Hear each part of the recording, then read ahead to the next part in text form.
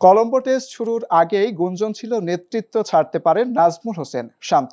শ্রীলঙ্কার বিপক্ষে দ্বিতীয় তথা শেষ টেস্টে ইনিংস ব্যবধানে হারের পর সেই গুঞ্জনে সিলমোহর পড়ল।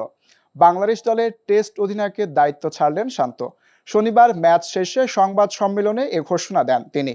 দলের ভালোর জন্যই এমন সিদ্ধান্ত নিয়েছেন জানিয়ে শান্ত বলেন, এটা কোনো ব্যক্তিগত কিছু না, দলের ভালোর জন্যই এই সিদ্ধান্ত নেওয়া এবং এটাতে দলের ভালো কিছু হবে বলে মনে করেন তিনি।